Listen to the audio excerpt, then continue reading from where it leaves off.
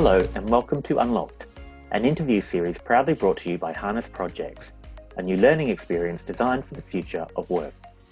I'm Michael O'Brien, and along with my co-founder, Chris Ventura, we're excited to bring you this series of conversations with industry leaders, entrepreneurs, futurists, and creative minds, exploring and unlocking the potential for individuals and businesses to flourish in a disrupted world.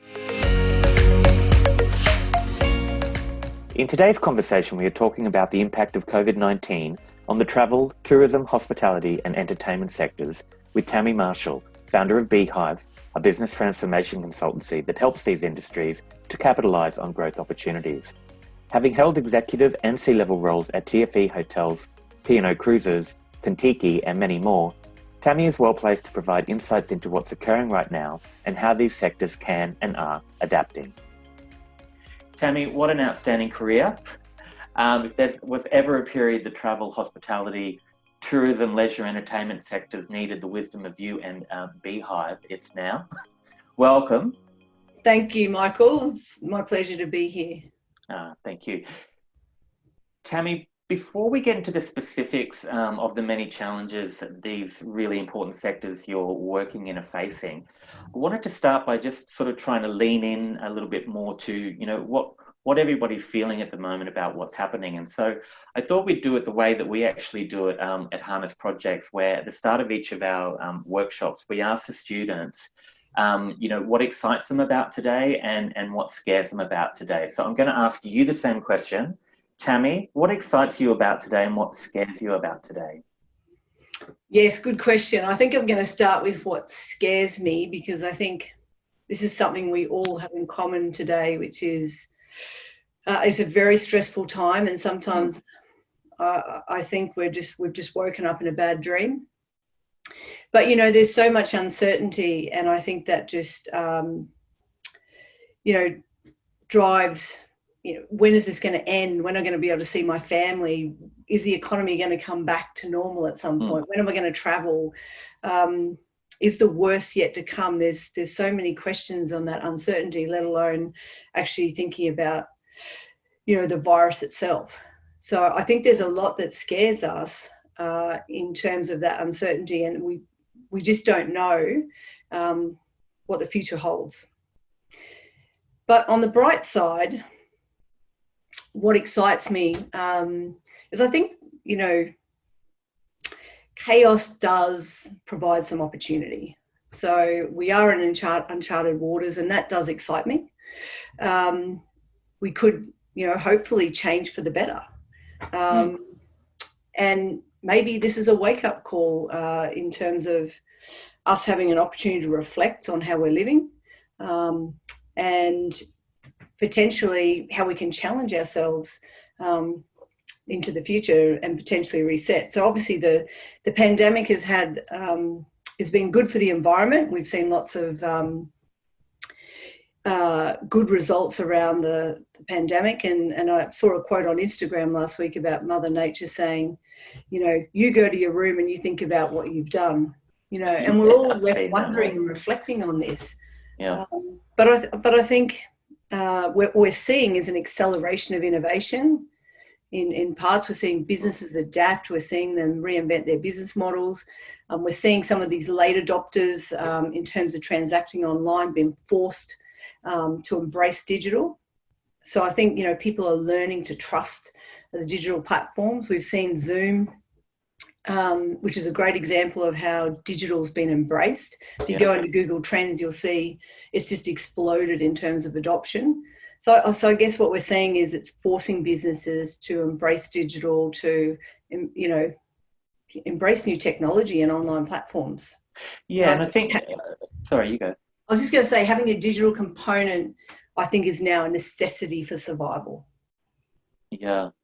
And Zoom's a really good example, right, too, because it's all about visibility of something and awareness of something, breaking down the kind of barriers, that people perhaps have put up around a technology. And certainly I know from a lot of the people I'm working with and particularly our students, sometimes that idea of digital engagement seems like it might be a sort of inferior experience. but in many cases, it's as engaging, and probably like a lot of things, it's as much as you put in is what you're going to get out of it. Exactly. No, it's and I think most companies have basically adapted to using that technology in so many different ways, with the breakout rooms and having 30 people on a Zoom. Like it's incredible how fast we've adapted and how good we've got with actually the tools that Zoom offer. And so with all of this that's actually going on, tell me about what's really keeping you busy at Bhive at the moment in response to what's happening. Yeah, so I guess the main thing is that, helping my clients find solutions to their challenges today is obviously a big one. Where and I guess the important piece is actually giving them the tools and teaching them how to fish, so that they can actually continue to experiment and test and have these tools to adapt. I started a webinar series around having these vital conversations within our sector. I think now's the time for collaboration. Now's the time for sharing ideas, for collaborating, and I think we all need a dose of optimism. So we're having these conversations to support each other in a very difficult time. I have also created a mastermind group that's about bringing some of the best minds together, and from across the industry. But not only do we have the mastermind group, we're underpinning it with design thinking and an innovation process that's going to deliver, a blueprint for growth. So I think, it's a very fluid situation. I'm adapting my business to go basically all digital. I think we're all having to shift to digital platforms, and that's working well so far. Yeah, fantastic. I mean, where Harness Projects is part of the Lend-Lease Bright program, which is sort of based at Darling Quarter, and it's a little bit like what you're saying. It's sort of very much focused on, collaboration and bringing people together to be able to solve these problems, and and as you say, apply a design thinking or creative thinking process to addressing some of the kind of imminent challenges that are being faced. And I do want to kind of, given you're an expert in this field, I do want to get perhaps an understanding of what is being made available, whether it's government grants or other kind of initiatives that are currently helping to sort of support business activity in these sectors more broadly, and also what's the role that community can play in all of that, the surrounding community. Yeah, I think what's keeping businesses in business right now is some of the government grants, some of the subsidies, and also the JobKeeper scheme. So, I mean, the best advice I could give is going to Business Australia website. It's an online government resource.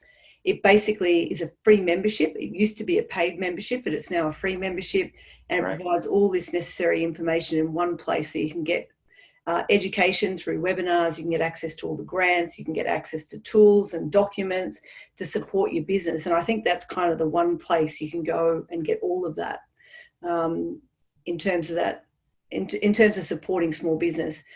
I think the other question around the community is a really important one, because I think there's a lot to be said about how the precinct and the community can support each other. And we're seeing businesses partner with kind of adjacent partners and different partners to do things and expand their list, expand their reach of customers. So how can the community partner up and promote each other and start to build a list, a database? How do they leverage these social assets to support each other? And I think that's a really good one. And I think there's opportunities. We obviously, businesses need cash flow right now. How can we generate even revenue into the future? So can they create a gift certificate idea for the precinct that can be rewarded? Can they rethink loyalty for the precinct? And I don't think loyalty can be in the in the same vein it has been in the past. I think you've got to balance some community benefit with a social benefit, with a reward. I think it has to be completely rethought, because I think every business today is looking at how they can build that loyalty, access loyalty, generate revenue and cash into the future.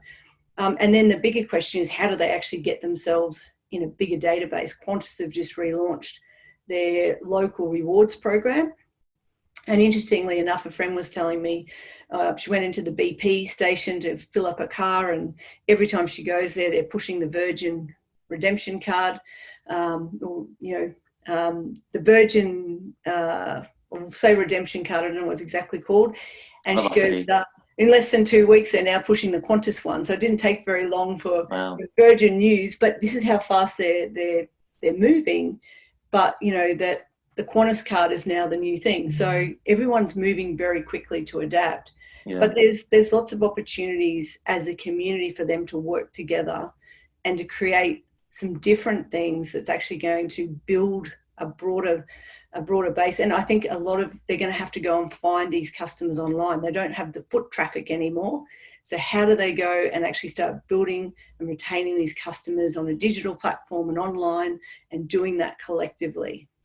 Yeah, look, my next question was going to be, you know, or is around kind of changing business models. I mean, what I love about being involved with the Digital High Street initiative with Lendlease and Bhive is that they're doing exactly what you said. It's a very community-led approach to sort of sustainability around, you know, their precincts. You know, how can they adapt to this time in an immediate way to support each other, whether it's across the residential, retail, hospitality, entertainment, areas. And, you know, it's going to be interesting to see what sort of long-term trends emerge out of this sort of initiative. And it sort of is making me think more and more about the different kinds of business models that are emerging out of what's happening. What are you seeing? Yeah, I've seen a couple of good examples, and probably my favourite is Atlas Dining. So when the government announced that restaurants needed to close, the chef actually shifted to actually providing meal kits in various cuisines, whether it's Peruvian or French or Vietnamese, and selling those kits, and then actually offering an online masterclass. Wow. He's had bigger trading days than he did in his traditional business. To me, that's such a perfect example of how you've added an online component or digital component to an existing business and shifted the whole business model. And I think that's a really good example for, you know, people to build on those sort of ideas. I mean, there's been other things like hotels taking beds out and shifting it to create office environments, so that those who are not very happy in their working from home environment with the kids and the wife and the husband or whatever and the laundry, and they just wanted to get out and create, you know, find a new space. Well, these hotels have created a perfect office environment where people are going there to work from home and they're working from the hotel. So it's a beautiful shift of the business model in a time when obviously everyone's working from home. And it strikes me as, you know, whether it's online offering, you know, where something's delivered, or whether it is you know, a fully online offering, digital is a critical part of all of that, it seems, more and more. And, you know, what do you think that these online providers, businesses need to be focusing on in the digital space in order to be, you know, relevant to compete? What do they need to be providing? I think, you know, there's simple things like actually having a website that's easy to use, and that it's a pleasurable experience to go shopping online with them, and or to connect with them. I mean, there's a lot of, I think we're finding, because we have to do business online, all of the shortcomings of lots of companies in their digital strategy, because they've heavily relied on bricks and mortar. And now it's a real struggle with some of the websites. So, I mean, so painful that you don't even want to buy from them. Yeah. It's something that we're seeing a lot, and we love working with, you know, companies who are in a process of transformation in some way. But, you know, it's clear to us that, companies are turning their attention to the digital experience for their customers. It's where they engage, and like you say, traditionally that was in a bricks and mortar space, but more and more it's in the digital space, and so the quality of those digital experiences is really, going to make or break their business. Well, some of the retail spending has actually gone up. Yeah. So we're seeing actually they've seen an increase, but obviously traditional leisure retail's come down, but online is actually surging. Yeah. Now, listen, I'm going to come to a big question here because it's sort of a lot of what underpins a very large part of all of these sectors, and that's tourism. Obviously heavily impacted. We're feeling it here. And in a big way, Australia's major tourist destination. I mean, I think if you look at 2018-19 alone, something like 9.8 million short-term visitors came to Australia. When do you think we're likely to see anything close to that again? And how do you think industries reliant on tourism, or how are you seeing them adapt? Yeah, so I think, none of us have a crystal ball, so it is a difficult question to answer. And I do believe tourism will be one of the last industries to recover. But if you look at the Spanish flu, it took 4 years to disappear. And if you look at SARS, a vaccine has never been found. So, and they have talked about, yes, there's probably a vaccine in our future, but by the time it gets distributed, we're looking at 2 years. So that clearly tells us that we have to do something different than relying on international tourism over the next couple of years. And to me, obviously, the big opportunity is the local staycation tourism and also domestic tourism. So when we are allowed to, obviously come out of lockdown and travel somewhat, that's the biggest opportunity in the short term. And look, we had just as many people traveling outbound as we did coming inbound. So there's an opportunity to take what was actually going overseas in short haul and long haul holidays and actually have them holiday close to home. And I think self-drive, close to home type holidays will be very popular. So there still will be people who want to travel. There'll still be demand, but it will be different. You mentioned the Spanish flu. I mean, I'm thinking about the global financial crisis of 2008, and obviously there was a lot that was learnt from that whole experience. I mean, what do we know happens when sort of economies emerge from events like this? What should we expect will happen with things like spending habits? Yeah, it's an interesting question, and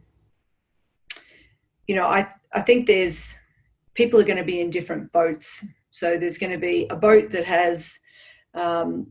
I've actually kept my role. I've been pretty busy. I've been an essential industry, and I need a break and I want to take holidays. And there's going to be those that have been financially stressed, who may be out of work, who aren't going to be in the same category that they were before. So I think we're going to see very distinct groups of customers, and it's not a one size fits all.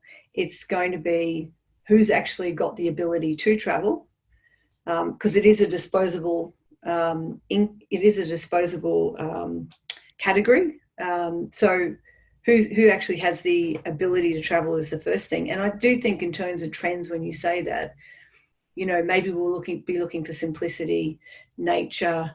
Maybe it's going to be smaller groups, visiting friends and family. Like, it'll be a different style rather than going on the big cruise ships or. I think we'll be challenging that whole way we travelled. So I think there'll be some trends that will shift.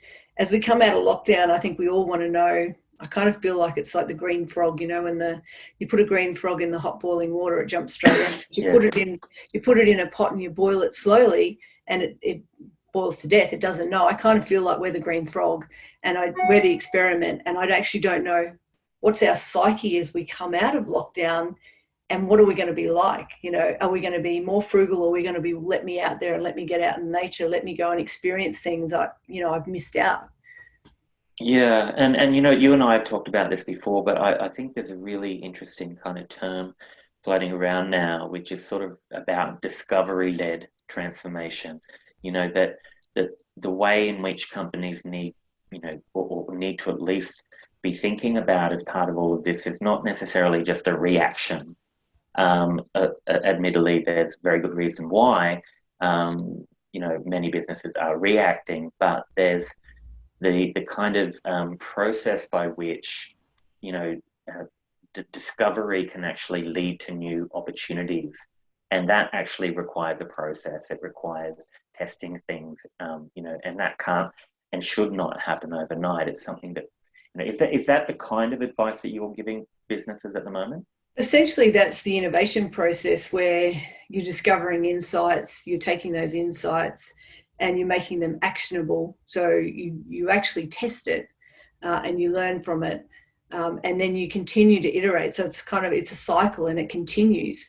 And even when you have a failure, it's a learning that takes you to the next step. So that step by step, I think, is the way of the future, because it's dynamic, the change. We can't put a strategic plan in place now and think that's it, because we actually don't know what the future looks like. We can think about our horizons, the short, the mid and the long-term horizons, but how we play in those horizons are very different. But I really like the whole idea of the discovery transformation, but I do believe that is a similar approach to innovation. And that's the approach I like to use with my clients. Yeah, well, it's the old sort of, it's really a method that's been around for a long time, but essentially it's a problem to solution scenario, and we've certainly got some big problems to solve, not just with the virus, but I also think that businesses need to look outside their own bubble more than ever before to kind of tap into some of the kind of thinking that might be happening outside their industry in order to innovate within their own. Totally. I was just going to say on the tourism opportunity for the precinct as well, I think there's probably an opportunity to work with, the destination, state government destination companies to actually bring the country people into the city. So we're not just having the city people go to the country. Actually, how do we bring, because that's what tourism is missing, is the international travelers. We've got to bring the country to the city as well to actually help drive that tourism piece. So I think it's got to go both ways. Tammy, fantastic to speak to you today. Such a wealth of insight and practical information as well. What can people do to sort of follow what you're doing at the Bhive? Yeah, I think we really need to look at what opportunities we can grasp. We need to think about what we can do differently. We need to band together. What we do at the Bhive is, we start experimenting, we learn from other examples. We definitely embed ourselves with the customer and really use those insights to actually help drive the change and the process that we need to get to solving problems and delivering results. And I think it's just an iterative cycle that we need to continue to do, especially in such a time of uncertainty. And I think sorry, you go. I mean, now's the time to rethink the future. So everyone should be furiously thinking about that and asking themselves the right questions to do that. And I feel businesses more than ever, need to put their customers at the center of the way that they think in order to be able to understand, what they're going through, what their pain points are, what their motivations are, in order to be able to deliver something that meets them. Yeah, because all our customers are feeling different, and the customer we had may not be the customer of our future. So we really need to get underneath the psyche and what the shift is and values and those insights so we can act on them. Thank you again, Tammy. Fantastic to talk to you. Stay safe, be well. Thank you very much. It's been a pleasure. Stay safe as well. Take care. Bye. Thank you. Bye-bye.